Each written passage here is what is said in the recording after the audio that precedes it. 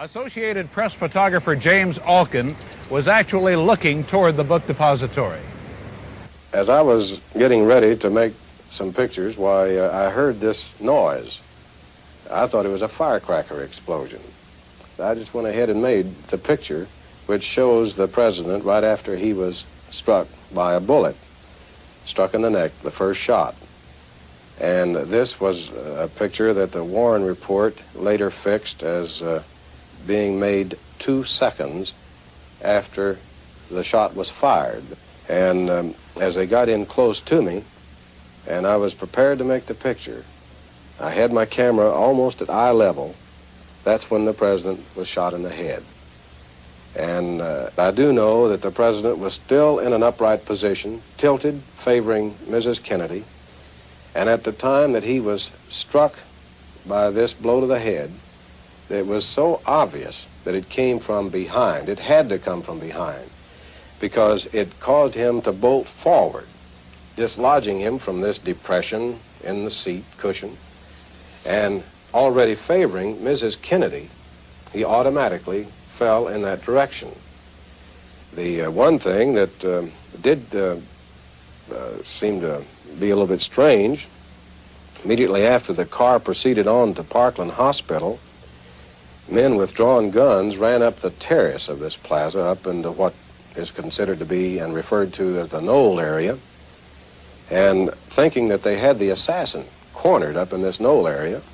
And it seemed rather strange, as I say, because knowing that the shot came from behind, this fellow had to really move in order to get over into the knoll area. You have no thoughts about another assassin behind the fence or on the knoll? I've had a lot of people to contact me, and that they felt there was another person involved in trying to get me to verify either photographs they had or to work out some information they felt they had come across to substantiate the evidence substantiate the fact that there was another assassin. But at no time has any of this evidence proved to me beyond a shadow of a doubt that there was another assassin. I welcome this kind of examination. You are free to do as we tell you. You are free to do as we tell you. His head could be seen to move violently forward. Back and to the left. Back and to the left. That's why I don't read the newspaper. I'm a man. I'm 40. What did the president know, and when did he know it? I began by telling the president that there was a cancer growing on the presidency. As of now, I am in control here in the White House. This is crack cocaine from the White House. It could easily have been heroin or PCP. It's as innocent looking as candy. Good evening. This is Mae Bressel in Carmel, California. Anybody who's not willing to change based on what they learned is ignorant. Coffee's for closers only. I think we've given you enough. Go on to Chicago and let's win there. Keep hope alive. Keep hope alive. Keep hope alive. This is the Midnight Rider News Show with S.T. Patrick. Hi, this is author Douglas Horn. You're listening to the Midnight Rider News Show with S.T. Patrick. Hello, America and the world. Welcome to the Midnight Rider News Show. I'm S.T. Patrick, your friendly neighborhood host, traipsing and traversing through the trials and travails that have so tempestuously and untruthfully been blasted into your eyes, ears, and minds by the state-sponsored talking heads, the court historians, and those textbook conglomerates that still control information today. Now, tonight we have episode 112, Larry Rivera on the JFK assassination's most controversial photos. Our guest tonight is researcher and author Larry Rivera. He'll join us next in the midnight hour. But first, let's clean this castle. Now, we're still on Patreon at patreon.com/midnightridernews. So if you'd like to help us out a little bit financially, that's where you can do it, along with PayPal as always. And happy to announce that the first issue of Garrison, our new magazine, will release live at the Alney Conference in April. So if you're in Alney, you can buy it there. Online, it'll release the day that we return from Alney. Now, as you know, there were quite a few glitches that prevented us from selling Deep Truth Journal on Amazon. And I still honestly don't quite understand what happened there. Some kind of an error popped up when we tried to load it up, when we tried to offer it. But we sent emails to Amazon, we sent requests to Amazon, and frankly, we heard nothing back. So Amazon isn't very responsive. And it's not really user-friendly at all. So there's no one there to contact by phone. There's no live chat where you can ask for help. There's no anything whatsoever. You just have to do a form, and if they respond, fine. And if they don't, there's no other recourse that you have. So when they don't respond, you're just out of luck. So that said, I've already started trying to figure out more about Amazon and how to post there. And we're going to try to post Garrison there, a Deep Truth Journal.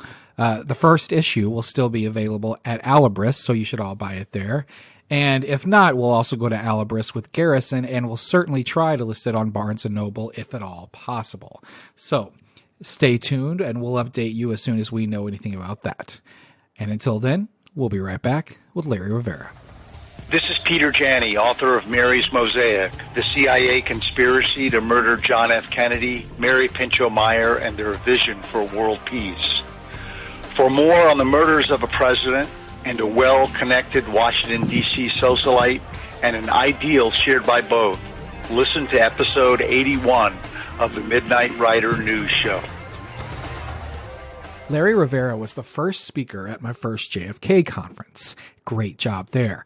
And he was also one of the first researchers who agreed to appear on this show. And it's completely my fault that it took this long to make that happen.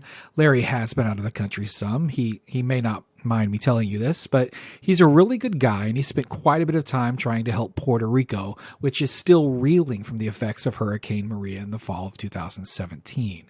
But when he's home from that, he spends quite a bit of time going over the photographic evidence of the Kennedy assassination. That and the document releases are what I would say are really his forte, and they'll be the two topics which we'll cover tonight. Now, he's the author of The JFK Horseman, a great book, and an all-around decent man. I'm really happy to have him here tonight, so let's get started. Larry, how are you this evening? Oh, very good, ST. Thank you for having me. Oh, thank you. Now, you've been doing some interesting work for a few years now, and I say interesting because I think that what we have to remember is this. We're talking about photography before the digital age. Not everyone took over 1,000 pictures a year, and pictures weren't pixel perfect. So this photographic evidence from 1963, it's often blurry, it's often shot from imperfect angles, and it's often shot without perfect lighting. The lighting is usually very poor, to be honest, and it's quite a challenge to go through it all as you have. But first, let's talk about your history with photography and the origin of your own interest in the JFK assassination. But what I'd really like to know is really how those two separate interests merge. Certainly. My background in the JFK assassination goes back when I was 6 years old. My father was CID in the Army, and on the evening of November the 22nd, 1963, we heard about the assassination around 7 or 8 o'clock at night. That night, my dad had the graveyard shift, as they say, and he was resting up in the room, and I was with him. And my mom came in, and said, told him what happened, and immediately his reaction was pretty obvious to me that somebody very important had died. And from then on, I was always interested in a lot of the articles and magazines that came out over the years. I followed the HSCA in the 70s when I was in college. And then later on, I went back to school to go into computer networking and everything that had to do with computers. And then I got into graphics, specifically with Photoshop and another program called GIMP, which is open source. And that's when things started to merge for me as I examined the photographic evidence and realized that there was a problem with it. And in my book, one of the first in the preface, I mentioned that technology is finally catching up to the photographic evidence. And there's nothing more evident than with what we're going to discuss today. And it just seems to happen. It just seems to be that all the photographic evidence that was left behind has been tainted. And there was an author, a researcher, whom I cover extensively in my book. Her name was Beverly Brunson. And she outright said, everything is tainted. There's not a single piece of evidence in the photographic record that has not been altered. And she was she was talking about this back in the late 60s, where she corresponded with Harold Weisberg, and she collaborated with him for a couple of years. And it's very interesting how she stopped abruptly her research. And I go into this in my book because it's a very, very scary and interesting story all at the same time, where she gets kidnapped and drugged, and she gets lured into a meeting to discuss some of her JFK work.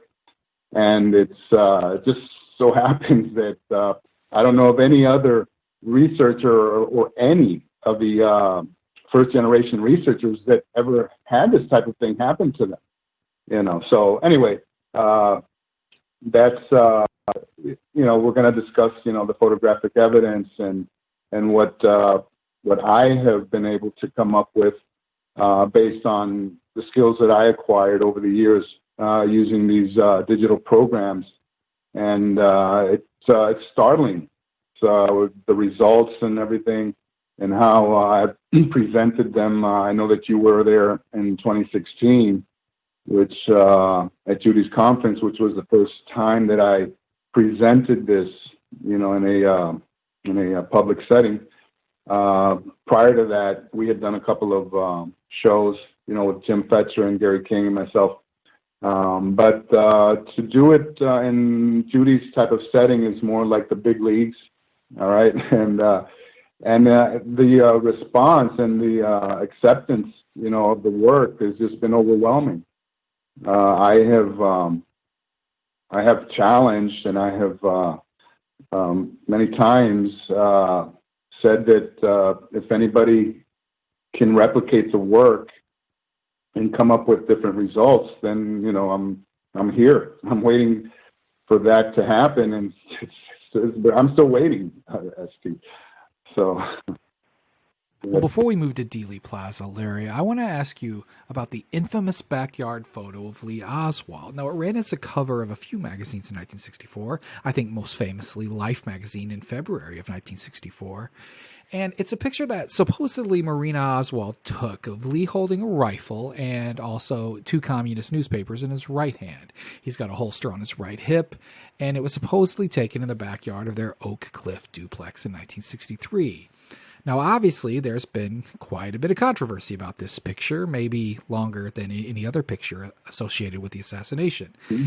And Oliver Stone focused on it in one scene of JFK where he shows the right hand of someone assembling the photo with an X-Acto knife as Laurie Metcalf's character describes Oswald's background. I think they're in a diner of some kind.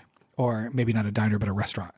And we also know now that a 2015 Dartmouth study found that the backyard photo was authentic. At least that's what they said in the study. And, of course, the media predictably called this the final word. The USA Today, somewhat laughably, titled the story, "The verdict is in on whether Lee Harvey Oswald photo was faked thanks to 3D tech." Yes, that magical 3D tech. And that said, and I still have to laugh at the USA Today headline, there's still quite a bit of work to be done on this infamous backyard photo, is there not? Oh, absolutely. That's been the latest. That was my presentation in Dallas this past November, and I happen to have we both coincide in that it was altered, but the way that it's presented in the movie JFK is not the way that it actually happened. My work on this, which actually was going to be presented at the mock trial in November of 2017 in Houston, for which I was never able to present that. At the 11th hour, I was excluded for reasons that are, we're not going to talk about here tonight. But it just so happens that I started to study, the body and the physique of the man who's portrayed in the backyard photos. And it seemed to me that was not the body of Lee Oswald at all. Now, in order to get that perfect fit, when you look at the backyard photo, to do that with an X-Acto knife, it's kind of hard to visualize, and the result, seems so so seamless, and easy to fool people, at first glance. And so I started to study, the physique instead of, the entire picture. And then I started to look into Roscoe White, Jack White. First of all, there was a lot of work done prior to even Oliver Stone presenting this. And this goes back to John Barber, who did that wonderful video called the Garrison Tapes. And within that video, he had an expert by the name of Stephen Jaffe. And Stephen Jaffe, when he went and compared, he did overlays but transparencies, and it's explained in the video. If you can see it on YouTube, it's still up there. But he noticed that the faces were all the same, and that the bodies, when he compared them, overlaying them onto another, the bodies differed in size, but the faces were exactly the same. And then Jack White also did some really, really good work, as you know, the late Jack White. And he noticed, the square chin, and which was not Lee Oswald's chin. And he noticed a strange bump over the right wrist of the man who's posing as Backyard Man. Okay, now Lee did not have that bump. Okay, but Jack White found pictures of Roscoe that had that exact same bump on the exact same place, on his wrist, up right above his right wrist. And it's seen, you can see it clearly in the backyard photos. So I just, took it one step further from what these two gentlemen had, the work that they had already done. And when I looked into the Jack White angle, and I found some really, really good information on the Weisberg site, where there was a paper there, and that paper described Roscoe White's abilities in the photographic science, and in this, his abilities that he had gained in his training, he had learned how to overlay the faces of people onto photographs in a seamless way where you couldn't even notice that somebody had worked on the photograph. Okay, and that's what really clicked. Once I read that paper, because then I went and I looked at. There's a famous photo of Roscoe at the beach with three other fellas. Okay. And I'm looking at the physique of this man, and I'm saying, wow, this guy, this looks exactly like the physique of the backyard photo of the Backyard Man. So I started to work on the overlays.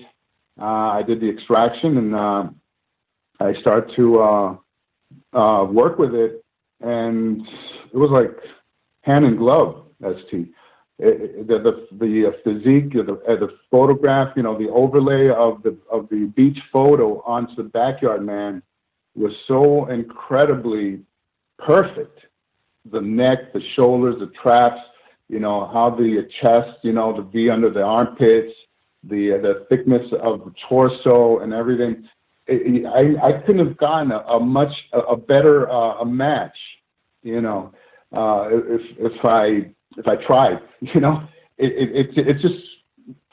was seamless. So once I got that established, I went in and I did the same thing for Lee. Okay, but let me see how Lee, and I matches onto the actual backyard photo. And it wasn't even close, because Lee's, the distance, the neck, it wasn't even close. The problem with the chin, Lee, the height between his neck was shorter, whereas if I were to place Lee's face onto Backyard Man's face, the shoulders would rise up higher, much higher, and they were narrower.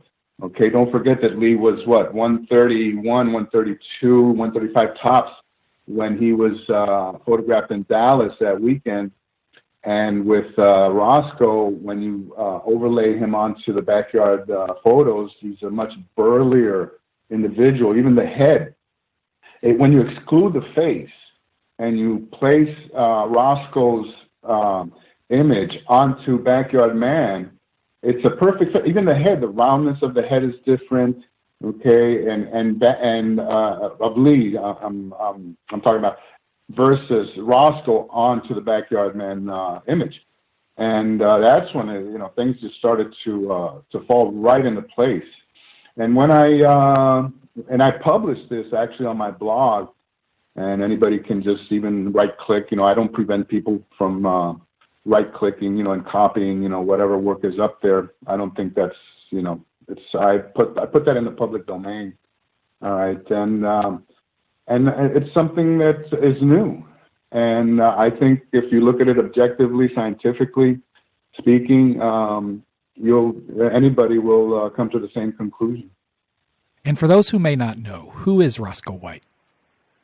Roscoe White was with Lee Oswald in the Marines.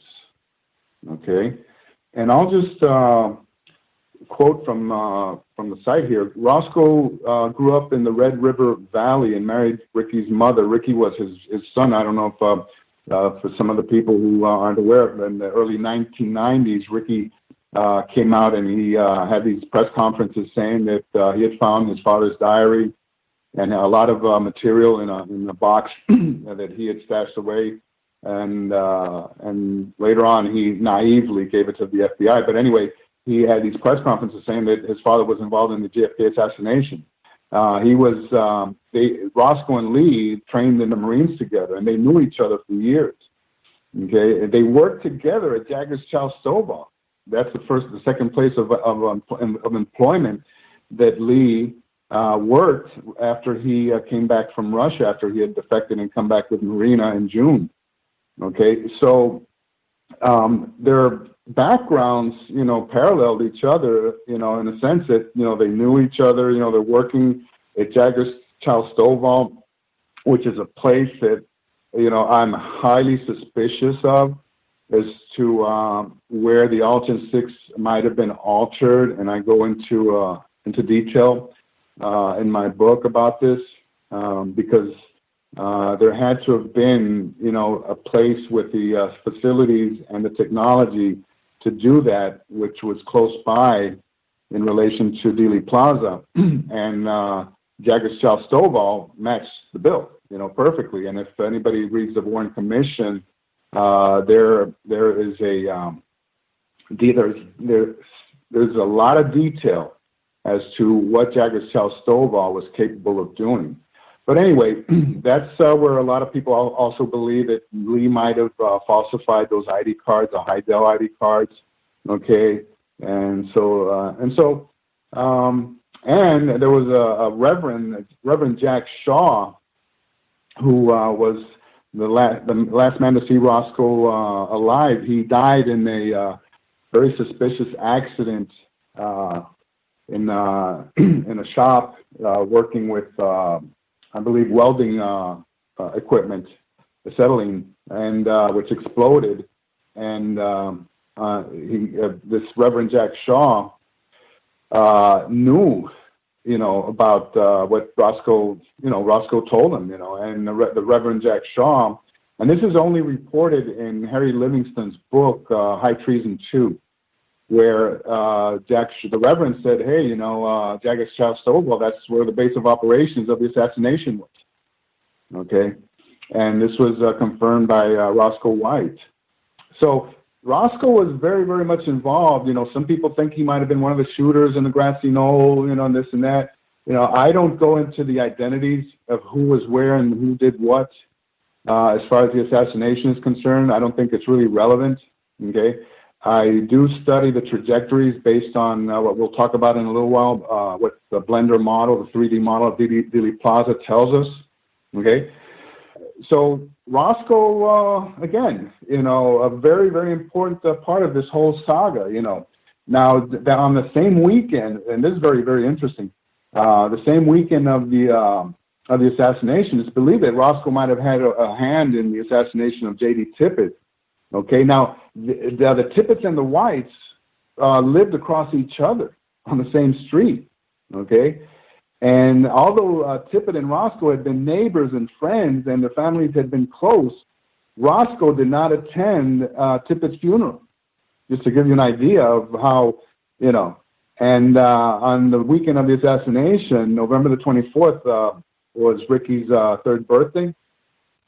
And instead of, you know, having the party and everything, what Roscoe did, you know, he gathered his family and took them out of the city. And they stayed there for a while, did not return, you know, for a while. They stayed, they think, believe that he might have spent some days in a safe house somewhere in Central Texas. So, you know, a lot of information now that we know about Roscoe places him right in the center of this whole thing. And when we look at the situation with the backyard photos, and now the evidence that comes out of the overlays, it's rather chilling, you know, to think about, you know, his role in the assassination. And I believe also that he did other hits, you know, for probably the company or whatever they call that, and that they had him in a situation where, you know, they had weight on him. You know, they were able to manipulate him, and so. Well, that's quite a story. That's quite a story, the Roscoe White, ST. Yes, and I think that Gary Shaw has the papers for the White family now at this point. So we're still waiting for that book to be written or to come out or wherever that project is along the process. Mm-hmm. But over 180 pages of your book, The JFK Horseman, focuses on the man in the doorway, which is a figure seen in a photo by Ike Alchins. Now, that's called Alchins 6 for anyone who wants to go on Google or something and look that up. I want to really go into this with you, though, in part because it was the topic of a speech that I saw you give in Dallas in 2016. You opened that conference, and for anyone who's ever spoken at a conference, the opening slot is really tough. Everyone's in the room. Everyone's anticipated this conference for a year. No one knows exactly what it's going to be, but they're sure waiting for the first speaker to get up there and do his or her thing. It is tough to open, but you did a very admirable job, so thank you for that. But before we get into the sort of the details of the doorway man and who that may be and why, if you wouldn't mind, could you please take us through the story of Ike Alchins and the photographs that he took? Well, Ike Alchins was an AP photographer who worked out of the Dallas Morning News building over there on Houston, about 5 blocks from Dealey Plaza, 5 or 6 blocks. I'd say maybe about a quarter of a mile, maybe a little more, okay? And he was sent down to Dealey Plaza. And it's very interesting because if you look at the sequence of his photos, you know, the ones that survive, they're Alchins 1 through 8. And, you know, he takes the first couple of pictures at the intersection of Houston and Maine, okay? And the famous Alchins 6 photograph, then he snaps 4 and he snaps 5 from that position. And then the next photo is the famous Alchins 6 photo, which in reality was Alchins number 5, but later on it took on a different naming, number 6. But in the roll of film that survives, which is also highly suspect, it's actually number 5. But in the position that he finds himself to take this photograph, he's right in the middle of the lane, left lane of Elm Street. And he's had enough time, ST, to walk or jog from the intersection of Houston and Maine, okay, down to practically in front of where Zapruder was, his pedestal right there in front of Zapruder. And you've been to Dealey Plaza many times, the same as I have and a lot of other researchers. And that's quite a trek, you know, for you to move from there, from that position A, let's name it Houston and Maine, down to the south curb of Elm Street, okay, position B, and be there in time to take that iconic photograph. So this indicates the speed, which many people have postulated how slow that motorcade was actually traveling, which is well below the regulations, you know, of the Secret Service, and also the hairpin curve that the motorcade took. But he's able to do that and snap those first 2 photographs, and then moved down to position to take Alton 6, and it's sort of like gives you some type of indication that there might be some photographs missing, and we do that's been suspected for a long time, especially a really good friend of mine, Roy Schaefer, who is a photographic expert. He was in a newspaper business. I also talk about him a little bit in the book, and he. In fact, I cite him in some of our emails back and forth on the authenticity of the Alton 6 photograph. But the timing of the Alton 6 and how Ike Alton's got to that position, and then he gets back to the Dallas Morning News in order for that photograph to officially be on the wire at 1:03, which is the timestamp of the wire photo. But then, interestingly enough, the FBI, when the FBI interviews him, finally, they say that the photograph moved at 12:57. So you have a conundrum here. How is it possible, for that photograph to be on the wire in half an hour, say,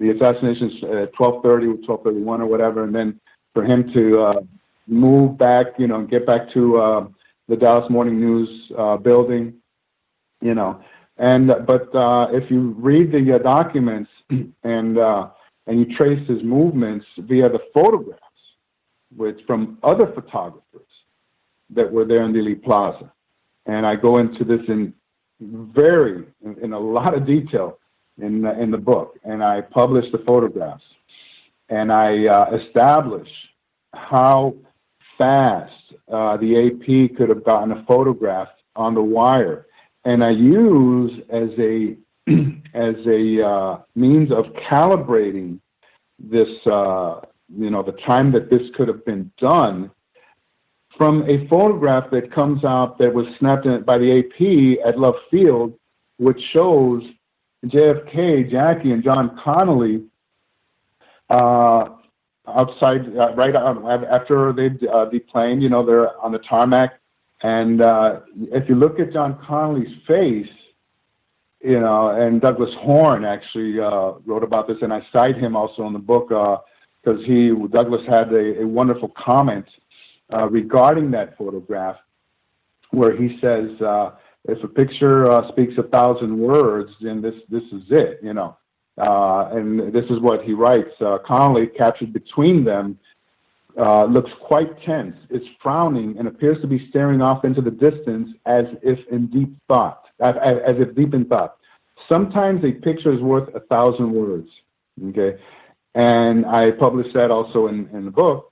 So I use that as a benchmark to calibrate how fast that picture would have been able to arrive at all the news media establishments, and how fast it could have been presented to the American public on that day.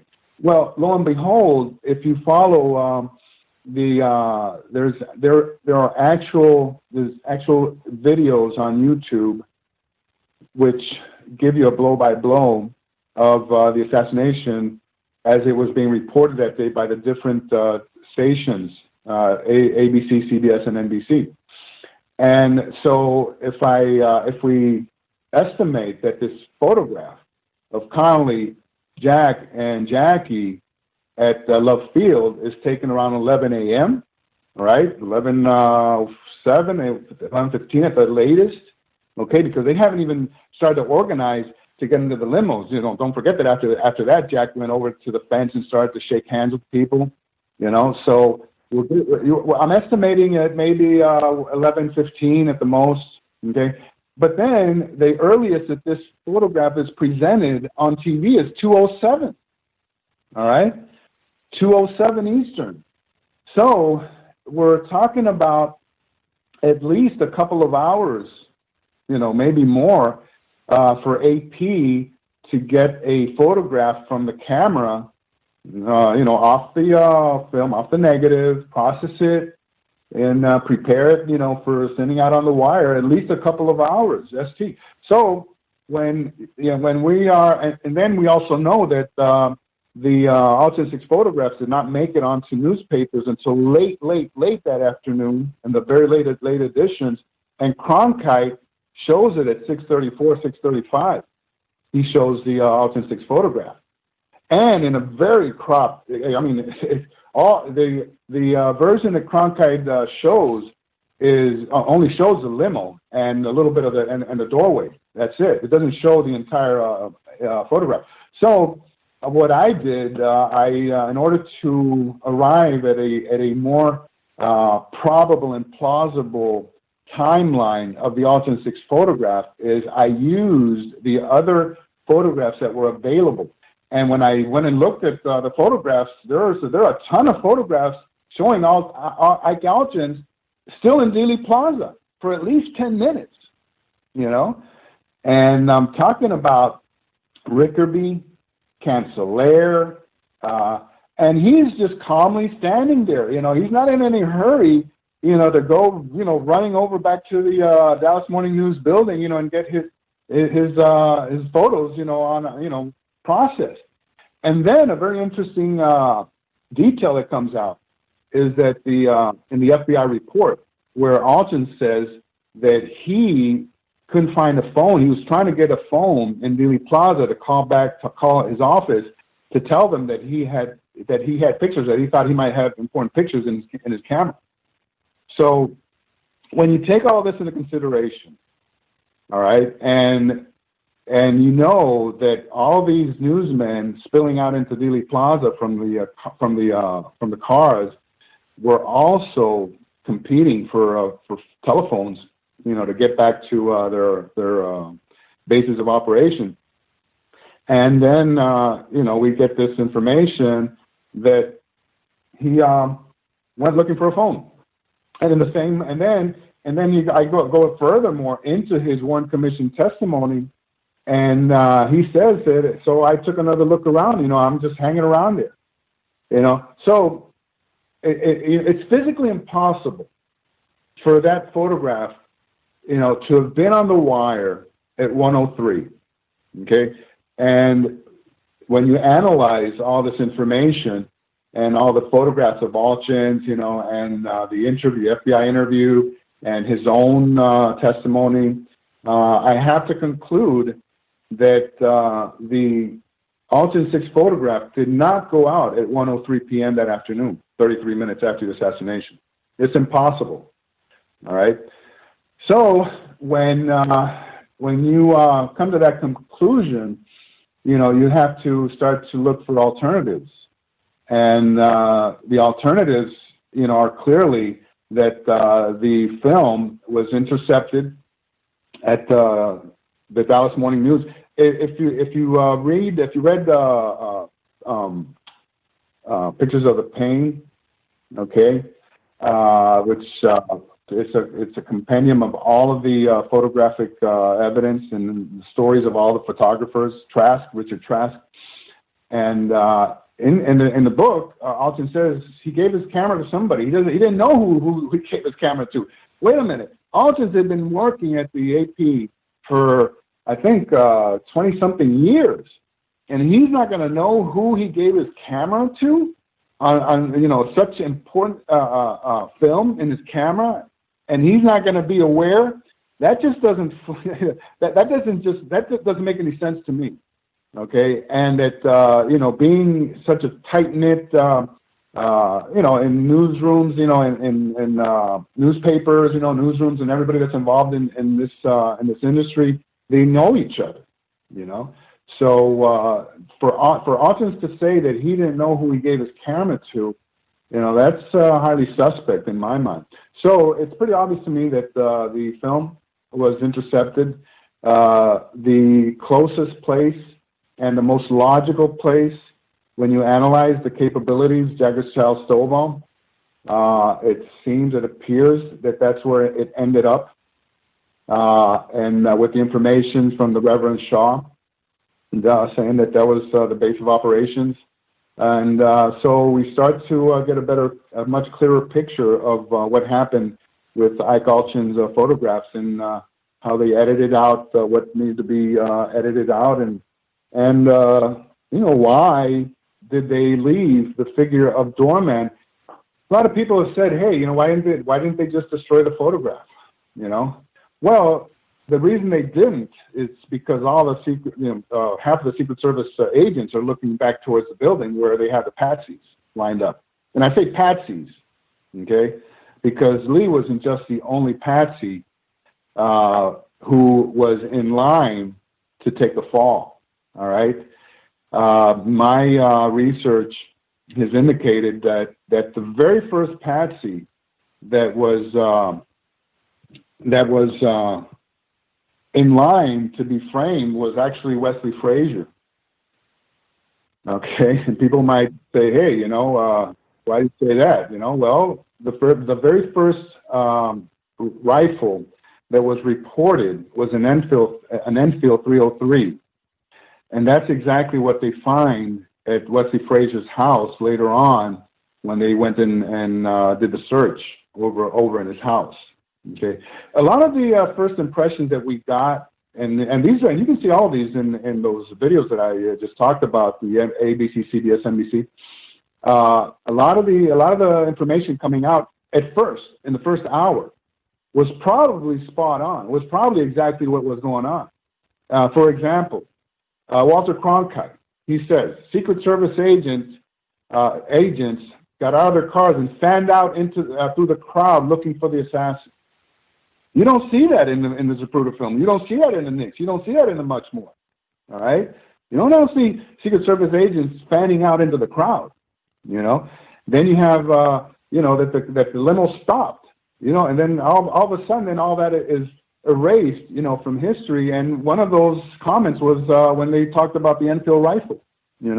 And then when I further analyzed the Alchin 6 photograph, I came to the conclusion when you compare it vis-a-vis the Dave Wigman film, where you can see all those same figures that are visoring their eyes there in the Alchin 6 photograph. There's 1, 2, 3. There's 3 people visoring their eyes from the lower step up to the top step, and you look at and you compare those with the people that are in the Wigman. All those 3 people are there, but there's a figure right there in the middle who is tall, lanky, same hairstyle, everything. When you compare it to the clothing that Wesley Frazier was wearing that night, because I also found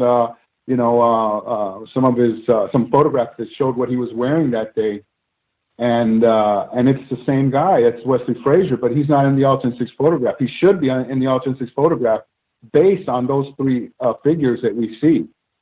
Okay, so when you look at this, in this manner, then you say, wait a minute, why would they erase Wesley Frazier from the Alchin 6 photograph? And then he was, in my mind, I'm pretty sure, at least that's the evidence that I've uncovered, that he was the first patsy in line, And then that same night they went and visited Joe Molina 1:30 in the morning.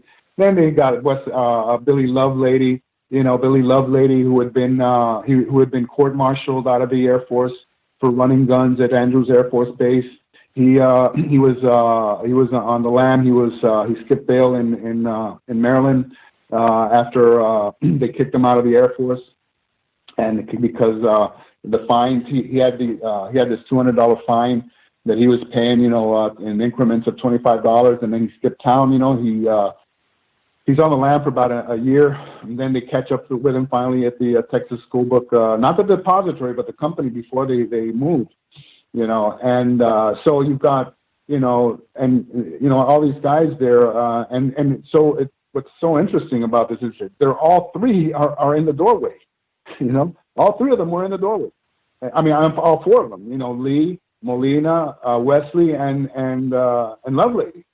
So I have a chapter in the book also called The Patsies, and I go into this.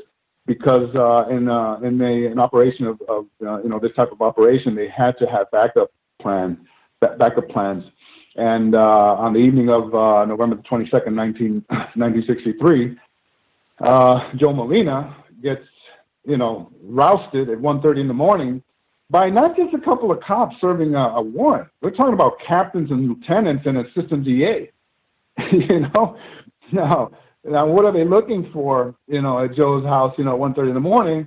And clearly they say, we're looking for guns, ammunition, bombs, anything that can tie you to Lee Oswald.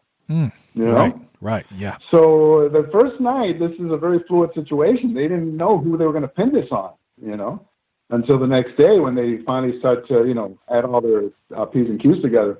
So it's very, very interesting, how this whole situation with the patsies in plural. And that's why the Alton 6 was so important to be published, because that's where all the Secret Service agents are looking at the time that JFK is getting shot through the throat. So let's go to the identity of the man in the doorway, or doorway man, as he's also called. Now, in doing a bit of an informal poll of just observation, I really think this is one of those issues that almost runs down the middle, 50-50 in terms of his identity, especially in the research community. I think people are very sort of evenly split on this. Mm-hmm. But your research has led you to be sure that you know the answer to this question. So who is Doorway Man, and what was the research that really brought you to that conclusion? Well, this goes way back. Actually, this isn't something that started overnight, okay? Actually, one of the original, probably the very first man who got into this man in the doorway thing, who really did something about it, Jones Harris, whom I'm sure you've heard about. And I've spoken to Jones, many times, and he still thinks it's Lovelady, okay, but he's the one that first commissioned a guy, Bernard Hoffman, to go and look at and study the photo, and he did these enlargements, in like a mosaic, using a high-powered scope, and he put together like a mosaic, and he said, "Wait a minute, this this looks like Lee Oswald, and so Don Bonifay wrote an article, and another woman by the name of Maggie Daly in the Chicago American. Bonifay was in the New York Herald Tribune in May of 24th, 1964. So this is when the Man in the Doorway issue just begins to come about, even though other people had already been talking about it.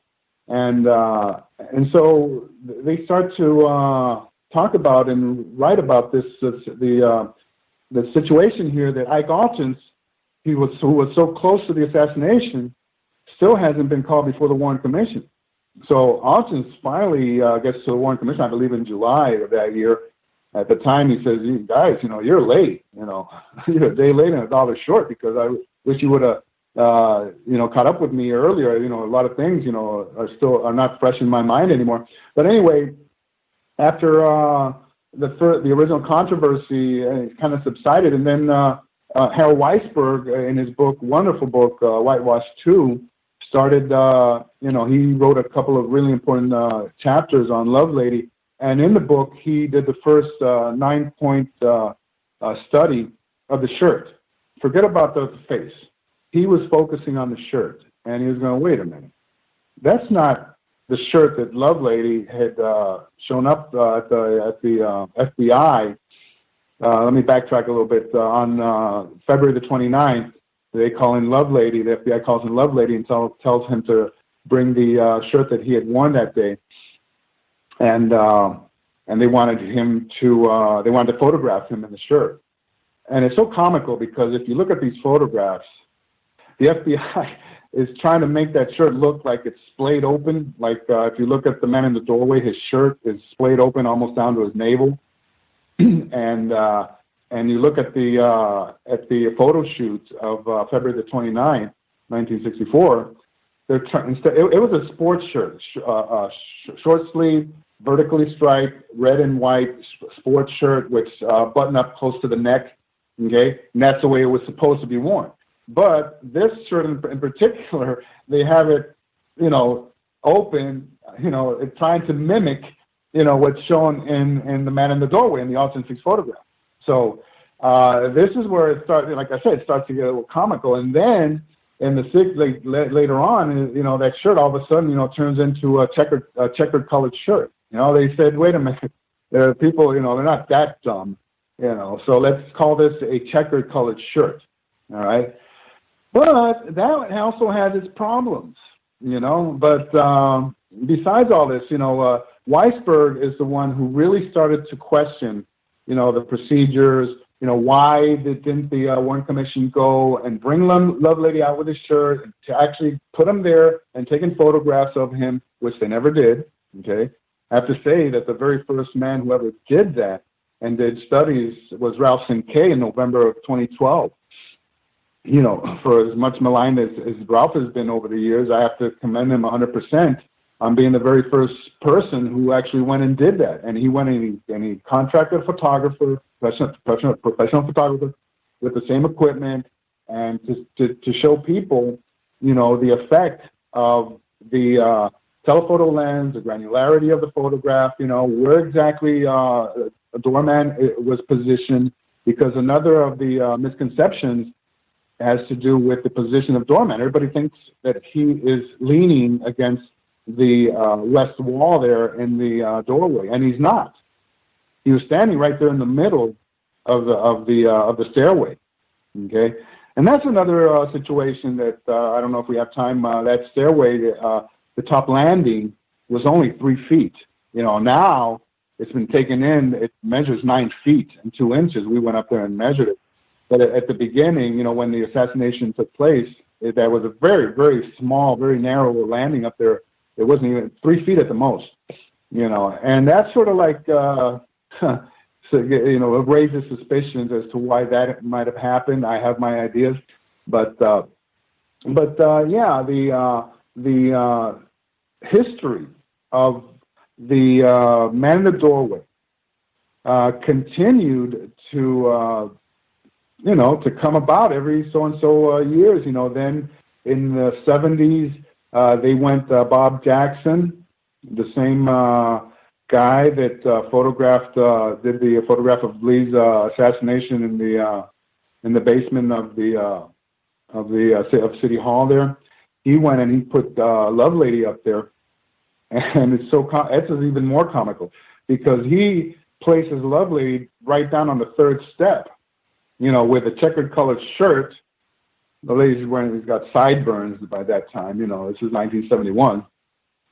And that's not the position of doorman. And he's not taking the picture at the correct angle.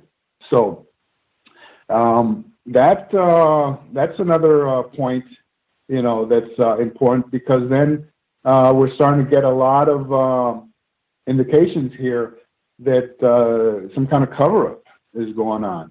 And then we have the issue of the breast pocket, okay? Robert Groden and Kenneth Bruton visit Lovelady for the HSCA November 13, 1976, okay? Groden had just begun to work for the HSCA, and he was sent by Richard Sprague, the first counsel director of the House Select Committee on Assassinations. After that came Bob Tannenbaum, and then Robert Blakey finished the deed in 1979. But at this time, they sent him out to Denver, to Aurora, Colorado, to take pictures of Lovelady, and see if take pictures of him in his checkered shirt. But it just so happens that the checkered shirt that he's wearing doesn't have a flap, a pocket. Okay, now there is another film, because I'm going to explain to you the relevancy of this. There's another film called the John Martin film, and that film shows a fella who Groden and Bruton identified as Billy Lovelady hanging around outside of the Texas School Book Depository, smoking a cigarette, calmly waiting there, and he's wearing a checkered colored shirt. But when you do enhancements, oh, and by the way, the first version of this film, the John Martin film, was terribly underexposed, which means that it was dark. And in being underexposed, the face of the man looks like he's wearing a beard. And the pocket is not visible either because of the darkness of the photograph. But this is a photograph that Bruton, one of the two photographs that Bruton and Grodin took to Colorado to show Lovelady. And it just so happens that Carl Galvin unearthed the tapes of this mission by Bruton and Grodin. And they went there, and they're trying to establish the fact that Lovelady was wearing a beard that day, okay, and they're talking about his shaving habits and this and that, because the version of that photo that they showed him was underexposed, showing darker tones, and Lovelady never wore that type of facial beard or whatever. So anyway, when then later on this photo comes out and it's published by Grodin in his book, 1993 book, Killing of a President, page 187, 186, 187, and the image that's published there is clear as a bell. The photograph in black and white, this time in black and white, and the shirt is a checkered colored shirt, yes, but it's got a very clearly identifiable breast pocket, with a flap and a pack of cigarettes in there also to boot. So, but then Bruton and Grodin go to Denver, to Colorado, and Lovelady, whips out a shirt that doesn't have a pocket at all. So we have a problem there, and that happens in 1976. Now, this whole thing comes full circle now in the modern digital age, when we start to narrow this down and start studying the Man in the Doorway, and we're able to get much better enhancements. And actually, Robert Grodin was the one who did the very best enhancements of the Doorway in his book Absolute Proof, about Lee Oswald and the people that were there in the doorway, and now we have much better images to work with, and using computers and digital overlays, and that's when, like I said, now we're able to do much better and much more effective comparisons as to the Man in the Doorway. Not only the Man in the Doorway, because as you recall, I also extended this over to the man visoring his eyes, protecting his eyes from the sun. And even though you cannot see his eyes, you can see the bottom of his face, his chin, his lips, what we call the laugh lines, perioral creases, part of his nose, and one of the eyes. And we're able to actually do comparisons, forensic overlays for that individual as well. Okay, so, and in every scientific investigation, scientific protocol, you have to establish your abstract, your investigation, what you're going to investigate, your materials and methods, and then I go into the previous work that had been done, and it just so happens that Ray Marcus, the great Ray Marcus, who was one of the first-generation researchers, if you read the book Praise for a Future Generation by John Kalin, he dedicates an entire chapter to Ray. And Ray did overlays of the Man in the Doorway, but he used frontal images of Lee and Lovelady, whereas the Man in the Doorway is looking at, you can see about 3/4 of his face. He's at a slight angle, facing the camera. And Ray, what he did, he took the pictures of the doorman and he laid them onto transparencies of Lovelady and Oswald. So he was on the right track. Okay, so and I mentioned it in that chapter of the book because you want to establish previous work in that area, and you want to establish that this is like you said 50-50. I think now it's got to be 90-10, but that's my opinion. And so that's how, with establishing, the background and everything, and also, how the science of facial recognition and biometrics and photogrammetry has come along and allows us to, by using computers, to give very, very accurate analysis of photographs, images, and nowadays you have even phones that can, do your facial recognition, so nobody else can use your phone. The applications, through airports, trying to find terrorists and crooks and stuff like that, and so it's a very exact science. And once you start to break it down the way I have in the book, where I established the symmetrical properties of both of the individuals' faces. When I first presented this, a researcher said, "Hey, wait a minute, not all faces are symmetrical." I said, "Yeah, you're right. Well, let me do a study on this," and I did. And I created a collage where I inverted the two faces and then overlaid them to see how symmetrical they were, and they were highly symmetrical, both of them. So, in that sense, in that regard, it was a valid method, because in the overlay I'm using for the Lee Oswald, one of the Lee Oswald image, an inverted image of him taken at City Hall the night of the assassination, when he still had his shirt, the richly textured shirt that he was wearing, sort of brownish gold, bronze color. And that's the picture that I use. And people started to say, "Wait a minute, you're using an inverted picture, how can you validate that?" And I said, "Okay, this is how I'm going to validate it." And I went in, I did the study on the symmetrical properties. Okay. And by the way, I remember last summer when the Fred Noonan and Amelia Earhart picture that came out, and they did the same, they did the study. They used exactly the same technique. The man who identified Fred Noonan in that photograph, he said, "Hey, I can't find the exact angle, so I'm going to use." He found the same perspective, is what we call, and he inverted it, and he did a study. Okay, he took a frontal shot of Fred Noonan, and he put a line right down the middle, and he said, "Look how symmetrical his faces are, his faces." So he was able to validate his study, and that's exactly the way I did it. Only I did it differently. I flipped it over, and then I overlaid them. Okay, and they came out perfect.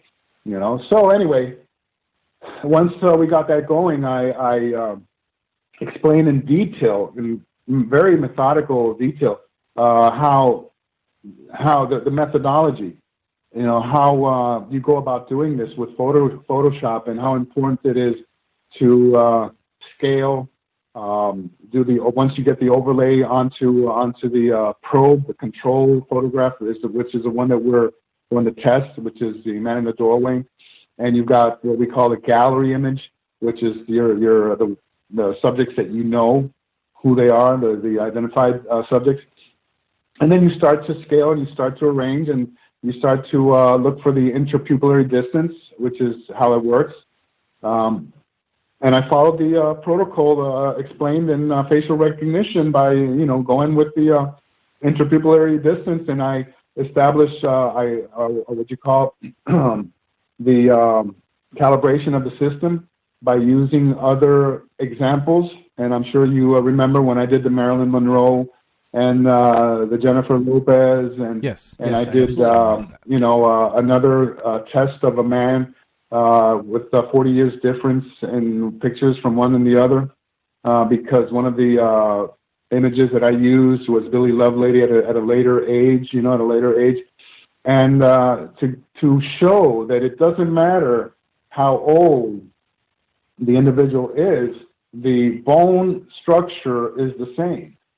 And you're able to align those by using the technique, of the overlay. And one of the most important concepts here is the opacity. The opacity where you go from 0 to 50, and then you gradually go from least opaque to more opaque. So, you keep working with it until your features line up. And if it's the same person, they're going to line up. If it's not the same person, they're not going to line up. And one of the most interesting things that I did with this was doing the animated GIFs, okay, where you were able to see the progression from the lower opacity to the higher opacity. And you could right there and then, tell if it was the same person, because as the opacity increases, if you do not see movement, then that means that the features are perfectly aligned. But when you start to see movement, okay, for example, focus on the nose, focus on the eyes. When you start to see, or on the eyebrows, when you see movement, that means that it's not lining up, okay? And that's how it's done, And I did it for black, what we call black hole man, the man visoring his eyes with images of Billy Lovelady, in this case, frontal images. Okay, and those were even more astounding because there was a picture done of Billy Lovelady for CBS in 1967 that showed him frontal-wise wearing a checkered colored shirt. Okay, and it showed the laugh lines. And when I started to work with it and line up, the mouth, and the nose and everything, the distance between the lips and the nose, and the chin and everything. It was a perfect fit, okay? So it's pretty obvious to me, and I'm talking about 99% sure, that Billy Lovelady, yes, he was in the doorway, but he was the man on the right, visoring his eyes, some people call him Black Hole Man. And the man on the left is Lee Oswald, okay? And the experiment, I have had it published, the methodology, that made available the images and everything. In fact, we've had the high school kids that we have worked with. Mike Cunningham has done marvelous work with, from Canada, has done marvelous work with high school kids, and we've done several presentations for them. And we have provided them with the images and everything and the methodology, and they've come up with the same results, And, what's crazy is, a lot of the people, the professionals don't want to touch this, obviously, because for, one reason or another, they do work for maybe some of the agencies, some of the, whatever, and they don't want to upset those people. But I've had people come up to me, and recently a professional who's been in Hollywood for 20 years, who's now in New York, and he said, look, what you did with the man in the doorway is case closed, as far as I'm concerned, because you nailed it. There's nothing more to discuss. What else can be done? I mean, if you go in and you try to use Lovelady onto the man in the doorway, and I used two images. One of them, he comes out so comical. I mean, because. In this case, this Jackson guy, he went and he put him up there, and he put him like he was squinting, and his face is all contorted, trying to make him look like the man in the doorway. It's not natural at all. But anyway, and I had people at this last conference come up to me from the UK, and they said, look, in the UK we've already accepted, your work is 100% valid, and the prayer man people, it's kind of over for them, even though they gave it a good run, as far as I'm concerned. They did identify one key person there that I agree with them 100%, which was Otis Williams, okay, who was Joe Molina's boss, and he was there, and his physical, characteristics are exactly the same as what they call obfuscated man, the man who's also visoring his eyes, but you can see he's short, portly, and with a big, gut, and he's, and they identified him, and I agreed with them 100% on that, So one more time, I was going to ask you about that photograph, actually. Now, I have the photograph up on the monitor right now. I have a pretty good size screen here, and I can see Black Hole Man clearly. I can see Doorway Man clearly. One more time, who is that man wearing the tie between the two? Right, that's Otis. That's Joe Molina's boss. He was head of the accounting department there at the Texas School Book Depository, and yeah, that's him. And if later on, I'm sure you have the book. There's I published in chapter. You can go over to it. Who was in the TSBD doorway? I think that's chapter 12. And I show a picture of him, and when you compare it, it's the same guy, 100%. You know. Larry, I've always had one specific issue with the Oswald is Doorway Man conclusion, and I've always had one issue with Oswald being on the front steps at all, to be honest with you. And the first thing that I noticed when viewing Doorway Man next to pictures of both Oswald and Lovelady was the hairline. That's Lovelady's front hairline and not Oswald's. Now, you've explained tonight that you believe that there was alteration done to the photograph, which absolutely makes it look like it's Lovelady's hairline. So I understand your argument there. Okay, but it's the second question that I'd like to ask you about now.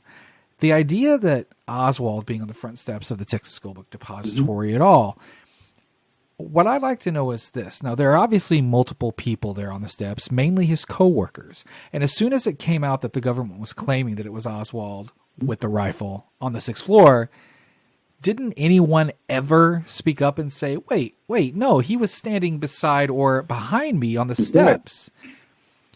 Even if they didn't say that to Warren because they were scared, or even if they didn't say that to the Dallas PD for some reason, I've never even heard a secondhand story where someone told someone else, or someone went to work the next day and told someone else at work informally that Oswald was standing near them. I've never even heard it third hand that I was sort of at the water cooler at the School Book Depository the next day, and I heard someone saying that Oswald was actually out on the steps right beside them. So I've never even heard that testimony in casual conversation.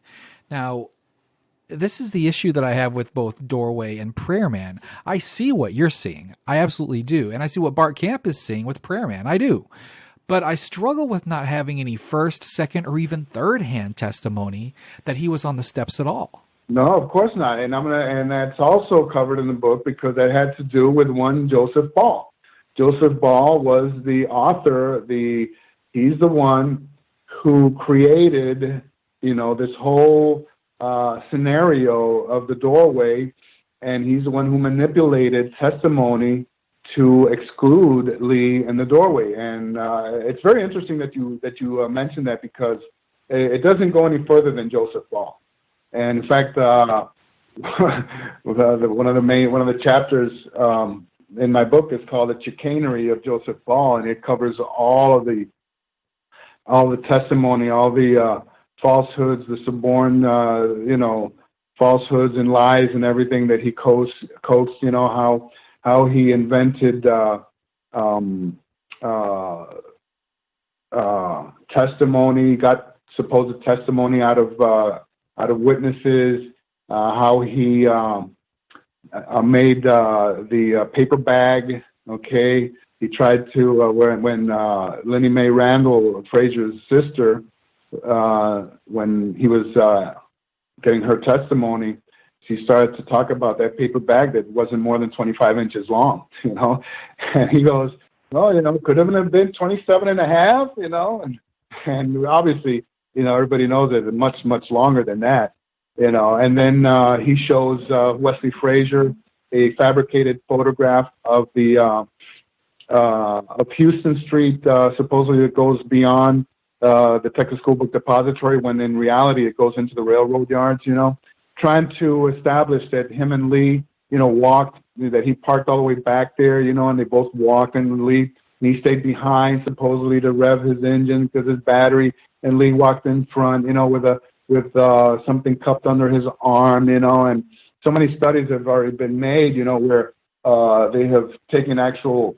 carcanos and broken them down to see if, they fit under your armpit, the way that supposedly Lee carried that weapon into the Texas School Book Depository. Just ridiculous. the size, and the bulk and everything. I don't know how people could, go for that, Well, and, I'm always surprised that some people believe what they do in regard to this case. And I guess I'm still more shocked than anything that they believe the official narrative at all. But let's move to the Vice President, Lyndon Johnson. Now, there's been much talk, much debate about LBJ's actions when the shots were fired. But from what you've seen in the photographic evidence, is he aware? Is he leaning over? Is he sitting up? What exactly is he doing, and where exactly is he? Yeah, well, that's where Blender was so useful in determining this. We in Blender we did the actual car, and we did models and of the same height, okay, and how they fit into the vehicle. And supposedly Rufus Youngblood jumped over, and protected LBJ. You've got Senator Yarborough saying that LBJ's knees were almost to his chin, because he was a tall man, and sitting back there in that seat. You've got three people sitting there, including Lady Bird in the middle. So where was there space for Youngblood to jump over, and protect LBJ? So we did a model. And it confirmed that there's just no way. And in the Altgen 6 photograph, in that area of the photograph, you can see that there has been airbrushing done to that area to block out Youngblood. The picture actually shows Youngblood, and then there's a void there that where you can't see LBJ. Okay, so the concept of Youngblood jumping on top of LBJ is just non-existent. And what happens is that LBJ is leaning forward. He had a walkie-talkie in his hand. He was listening to one of the channels there, secret channels of what was going on. And even some of the motorcycle cops testified. They said, and they didn't testify. They said that he was listening to a walkie-talkie. He had it over in his ear, and so. But when we did the Blender thing, and I did a model there, and I have it up on my blog also, and also, if you isolate some Zapruder frames, you can see that there's a void there next to Lady Bird, and he's not visible. You can't see him, which means that he's leaning forward. Okay, so and in the Blender model, it's in my blog later on. We can. Give your listeners the address so they can check it out. There's a lot of stuff there, and So and then we wondered why was this happening? Why would he do that? Well, in the Altgen 6 photograph, one of the other areas that has been blacked out are women that are filming the motorcade. And when you do a 3D reenactment of that, it just so happens that they've got their cameras trained right on LBJ's car. And we've never seen that film. We've never seen those photographs. And it's also part of, the Saturday Evening Post, December the 14th, 1963, published a wider angle of the Altgen 6 photograph. And in that, towards the left, you can see that these women obviously have cameras, and these cameras have been airbrushed out. And you can see one of them actually, the hand strap. She's got the hand strap over her fingers there, but you can't see the camera and you see a big ink blot there. And obviously, from determining the angles and everything, she was filming LBJ's car, and like I said, we've never seen that. So yeah, he was ducking. Larry, you've also alluded this evening to the character commonly known as Prayer Man. Now, we did an episode with Bart Camp about Prayer Man, and I know that Brian Doyle also has his own ideas that conflict with Camp's. But then there's also another character called Badge Man, who many have claimed was Roscoe White. And I know that you've written and spoken about both. So what have you concluded regarding both Prayer Man and Badge Man? I don't know. The Prayer Man thing came out much later. It's you can see him in the Wigman, and I believe in the Hughes or something. Well, one of the other pictures. I'm not too familiar with that, but it's what can I say? When you start from the premise that the scientific analysis that has been done on the overlays, I don't think it leaves any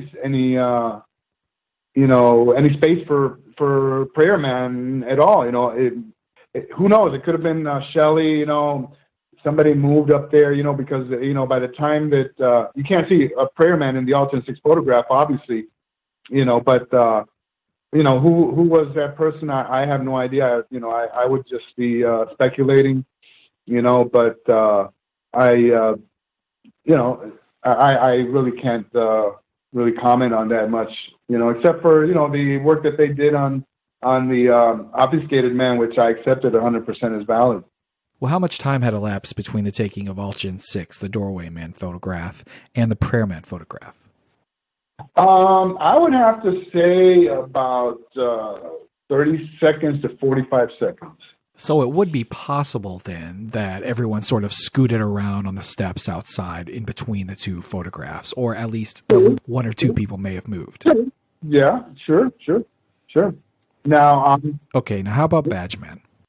Yeah, Badgeman. We all know that first came out in The Men Who Killed Kennedy, Part 2, when Gary Mack and Jack White did that part of the second show, and was at first glance,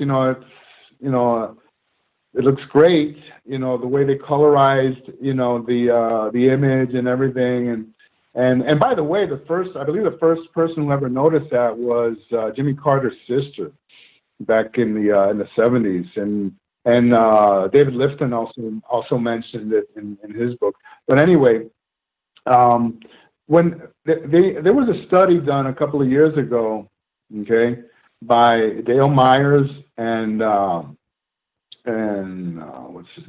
Vaughn, okay, and they went over there and they photographed. They put photographic equipment, the same type of photographic equipment, and they tried to get the angle, and they came to the conclusion that for Prayer Man to have been in the picture, he had to have been standing behind the fence and at a higher angle, probably on the roof, on the hood of a car or something like that. Okay, and I went and I did, I tried to place Badgeman where he's seen above the fence line there in the Blender model, in the 3D model, and it didn't work out. When you put him there, he is raised from the actual ground level, and if you put him at ground level, he falls below the line of visibility of the line of sight of the Mormon.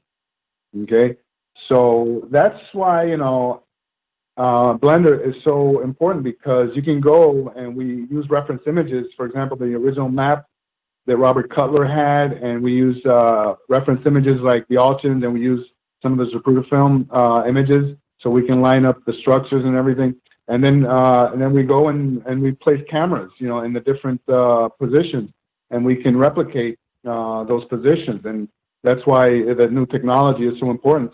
And when we make when we do the model for Badgeman, and we study where Badgeman is, he's, like I said, he's got to be at a higher level, and I believe it confirms Dale and Todd's work. So even though those two guys believe that, that maybe Lee Oswald did it, or they believe it. For example, Dale Myers did a computer study on the single bullet theory. Well, so what? He also did this, and I happen to agree. With that work is correct according to the 3D positioning, of the models in Blender. Well, okay, I also have some issues with Dale Myers' computer models, as they say, garbage in, garbage out. But with adding lines around it, Badgeman has always been very difficult for me to see. I just see a big white splotch in front of another kind of blurry item. And of course, when they draw the lines around it and tell me what I'm supposed to see, I can see it. But I'm not so sure at just viewing the picture that I can see what is even a man there. But now let's move on to the three tramps, or tramps and hobos, as I like to say in JFK. Larry, these pictures of the so-called three tramps, they are remarkably clear compared to the others that we've spoken about tonight. Yet we're still debating over 10 to 15 names of who these people might be, these three tramps or three hobos. So how can a few of the clearest photographs we have cause the most confusion and actually some of the wildest speculation? Well, I have to agree with Gary Shaw's work on Harrelson, 100%. Charles Harrelson, Woody's father. Okay, the man behind, I don't think it was Hunt. I think it was Chauncey Holt. Okay, as he has identified himself in there and having been there, and the man in the middle, I do not have an opinion. Okay. I don't know enough about that, but yes, if you also in JFK, it's described, how, the shoe leather and everything, and that they didn't look like hobos, and then supposedly later on, they found the arrest records of these men, after the fact, and I believe this is also covered in, the Oswald talked by the LaFontaines, and and Chauncey Holt, who was an operative, okay, and he also wrote a book about his endeavors, working, for the company, and I have heard or read that. The boxcar where they were hiding out was wired with explosives. Okay, now what kind of relevance that might have, in this whole saga here, I don't know. But for them to have been paraded out like that, and where the identities of the policemen have also been suspect, and there are it's still something that's being debated to this day. But I'm pretty sure about Harrelson, and I agree with Gary Shaw. As he was presented back when Nigel Turner did, that show, The Men Who Killed Kennedy, and Chauncey Holt. I wouldn't be able to say anything about the man in the middle, but obviously they did have some kind of role in what happened in Dallas that day. It's like Beverly Brunson said, there were a lot of different cast of characters, different, you had Cubans, you had Birch Society people who might have been there, you had, different operatives, you got mafia types, you've got, so that anything is possible, to give all the different versions, who did what and what might have happened, and keep everybody guessing, so many years after. Okay. So, yeah. Larry, from all the photography that we've accumulated from that day in Dealey Plaza, is there anything that we can learn about the angle or angles of the shots that were fired? Sure. Again, this is where you have to go down there and do field work, which we have done. And I have a problem with a grassy knoll shot because of the angle, the vector. And furthermore, when you go and you look at this in Blender, you get a much better idea of these trajectories. For example, the frontal shot that hit JFK in right below the Adam's apple.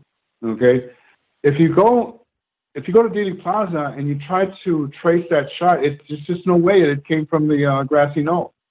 Okay, now Roy Schaefer sent me information. He said, go look under the bridge, under the triple overpass, but on the south side of Dealey Plaza.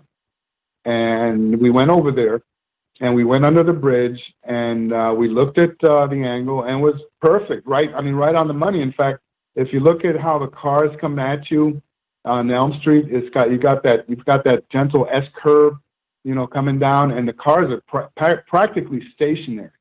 Okay, and then another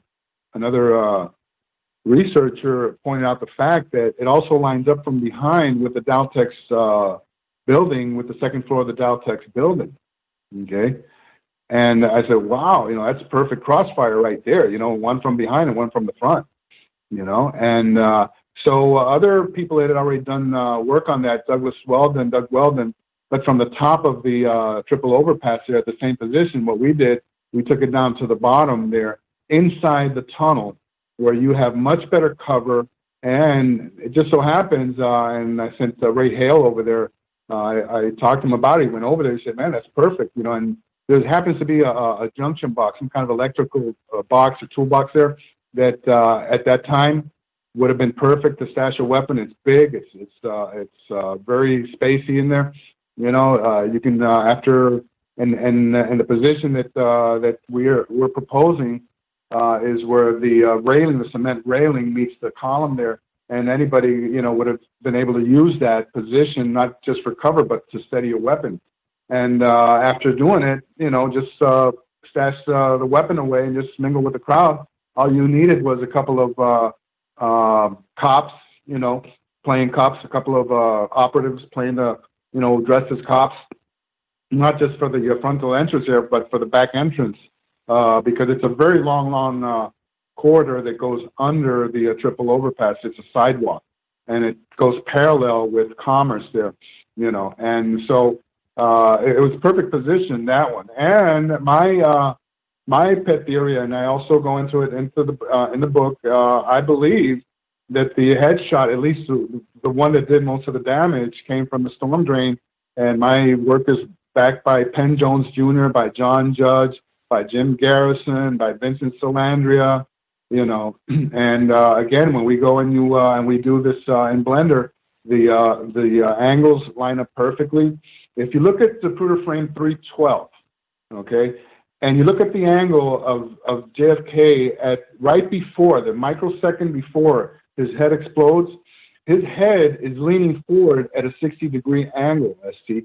So in order for that big blowout in the back of the head to be possible, this shot had to have come from a lower angle. Now, if you read Kellerman's testimony in the Warren Commission, he's talking about an upshot into the vehicle, a shot coming from below, okay? And Penn Jones and John Judge used to go over there, and Penn Jones Jr. would crawl into that manhole cover and go and peek out through the storm drain, and he found out that it was a perfect angle for the headshot. And at that time, and this is why this is so important, because a lot of the landmarks have been changed over the years, and this is one of the ones that have changed. That storm drain was filled in, I think, about 3 feet of cement below. Okay, so it used to go deeper, and that storm drain goes across Elm Street, and then it runs upwards right towards the what used to be there, the Dallas Police Department, the sheriff's office, and it comes down into the basement of the sheriff's office. I mean, the sheriff's building there. Of all coincidences, quote unquote coincidences, and then going the other way, it goes down the sidewalk and then connects towards the triple overpass there towards the right, and it goes up towards the area of the where the picket fence joins the triple overpass there.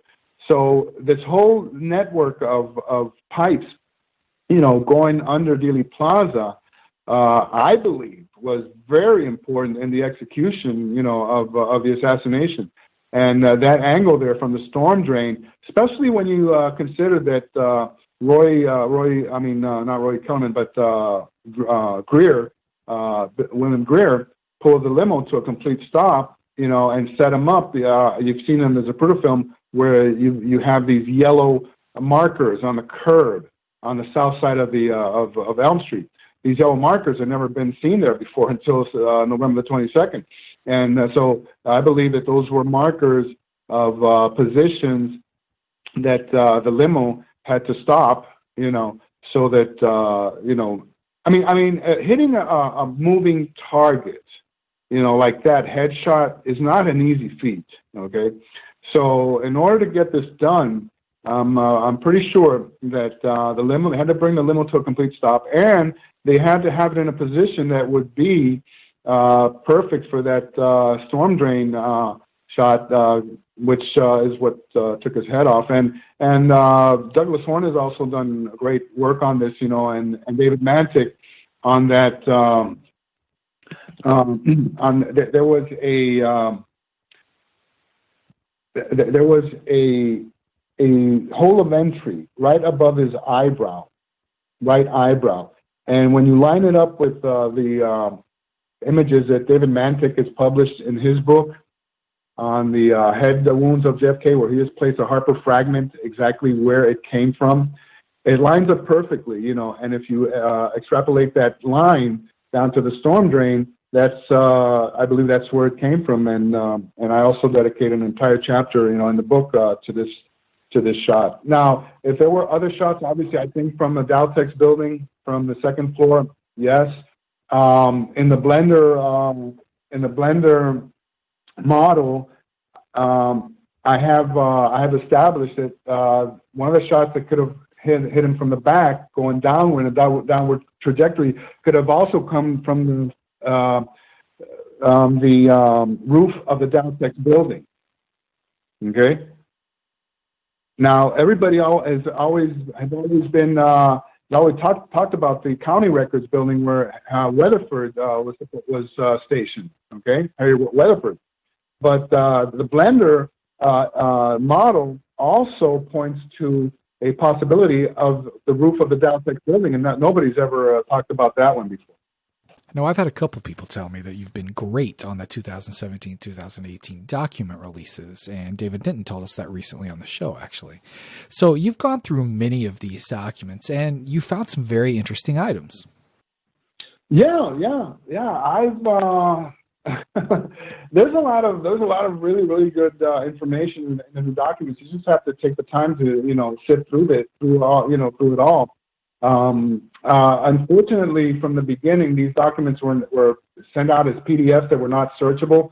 I mean, this is something that's unheard of nowadays, If you go to Mary Farrell, most of them have been already converted to searchable documents. But where do you start? Where do you begin? Because it's just a hodgepodge, of documents thrown out there in random fashion, okay? Some are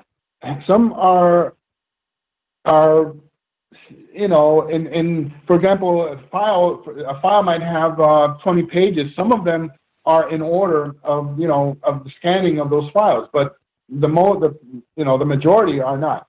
All right, and in those files, I found, for example, Orestes Pena, who was the owner of the Havana bar down there in New Orleans, and right before the assassination, and the information that he provided in a closed HSCA testimony that was never published before.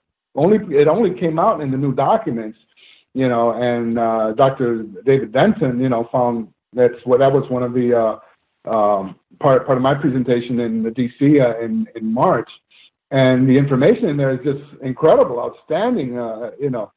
He talks about Warren DeBruey's role in this whole thing, how Oswald was chummy and was part of the gang of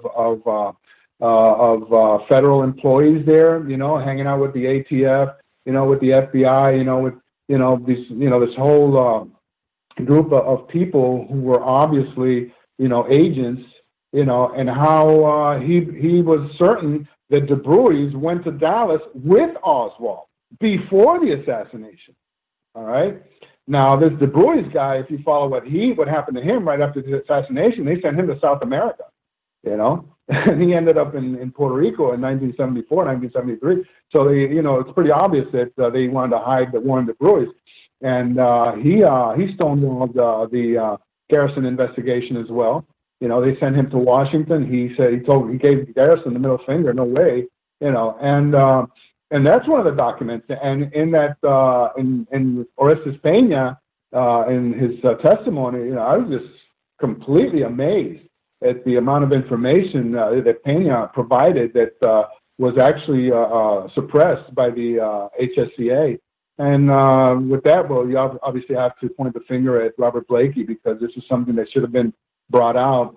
and Pena was threatened, DeBruy said, you keep talking, we can get rid of your ass, just like that, and so Pena, he talked, but he said, I don't want, I don't want to, end up in a 55 gallon barrel or something like that. But and then also I came across a lot of documents that reveal that the next governor of Puerto Rico, who has been, a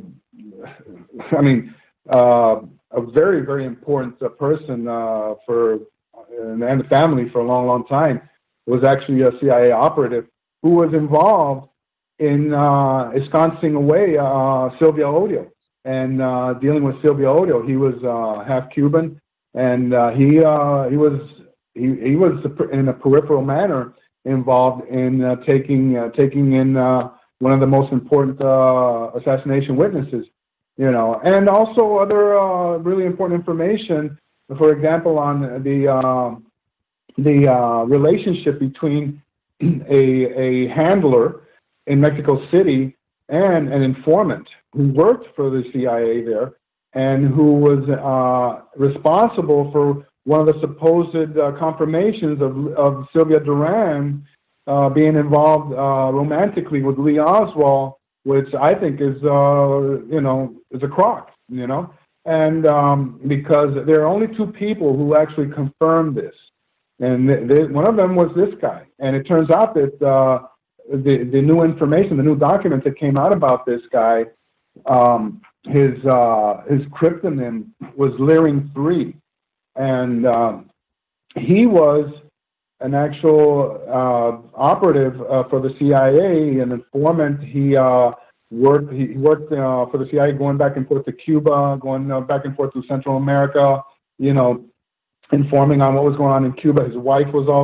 Cuban, so he was a very important operative. And the only confirmation that we have about Sylvia Duran and supposedly being with Lee Oswald romantically involved is his confirmation from a third person, where he told his handler, you don't get a direct confirmation and say, oh yeah, I saw them, and this and that.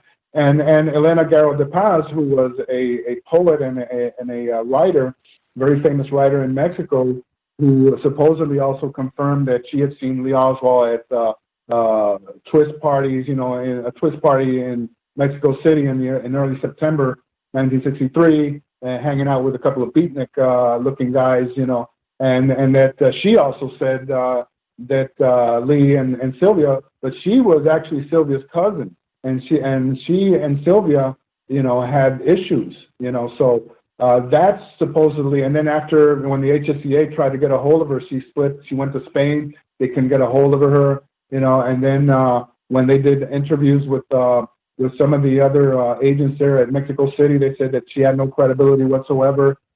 So this is just a couple of the from the new documents. The latest one that I found yesterday, just a couple of days ago, and just to whet your appetite here, there was a doctor by the name of John Nichols, and he testified at the Clay Shaw trial for Jim Garrison during the Garrison investigation. And he was a pathologist at the University of Kansas. And in 1969, he testified, he said, look, he was shot from the front, And he's a guy, I don't know if you ever heard of the adrenal glands of JFK, that they were atrophied, and that he wouldn't have really lived, to be, that ripe age or whatever. And so Dr. Nichols, in the new documents, they talk about trying to dig up dirt on him, and they did a full investigation. And I'm talking about the CIA, and in this whole thing about the CIA, we're getting a new cryptonym that they use for the CIA, and it's called Wolfram, WOFIRM, Wolfram. And we already know about Q-Bark, as being a cryptonym for the CIA, but we never knew about Wolfram. And when I went and looked at another document from Kubela, Rolando Kubela, and they also talk about him being an agent for Wolfram. And in this document that I found, there, trying to get Dr. Nichols, dig up some dirt on him. And for example, I'll just quote you real quickly here. This is a cable that I found. But since he recently involved in Garrison prosecution of Shaw, do not believe he should be used. Reason is Garrison bringing new prosecution against Shaw, and this could implicate Cobb and give Garrison his opportunity to involve Wolfram. That's in the Nichols in the Nichols file. And then Rolando Cubelas, talking about another Wolfram agent. So basically, the new information that I'm able to glean here is that that Wolfram was another cryptonym for the CIA, and B, that they tried to get to dig up dirt on Dr. Nichols, so that he wouldn't cooperate and work with Garrison in the case. So just a couple of examples, a lot of other stuff, that's in there. You just have to know how to analyze it. Eloy Gutierrez Menoyo and Captain William Morgan, who were operatives they fought side by side with Fidel Castro. Tons of documents on those two guys. I don't even know when I'm going to be able to analyze that, but there's just so many documents.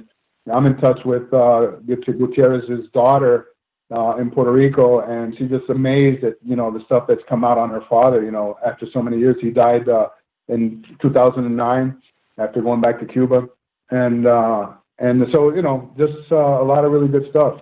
Yeah, and I'm happy to hear that that they think I'm a document wizard, but it's just there. All you have to do is get roll up your sleeves and get in there. So tentatively, you're scheduled to speak at the conference in Olney, Illinois on Saturday, April the 6th at 10:20 a.m. Now, you'll be speaking about the document releases and some of the things that we just talked about and have talked about throughout the evening tonight. Yeah. And we're all excited about that. But if anyone right now would like more information on the JFK Horsemen or would like to follow you online, how can they do that? Yeah, well, I have a blog. It's MERDIST/WP. That's for WordPress. I run a couple of WordPress sites. That's one of them. MERDIST.com/WP. And I've got articles going back there a couple of years now, from the beginning of 2017. And like I said, anything that you see there, I've got actually the actual GIFs of Lee Oswald and Billy Lovelady, the overlays. If you want to take them down and copy them and do whatever you want to do with them, more than welcome. Anything that's up there, And it's just like I said, I put it all in the public domain. It's something for everybody to consume. Hey, are you still doing the new JFK show?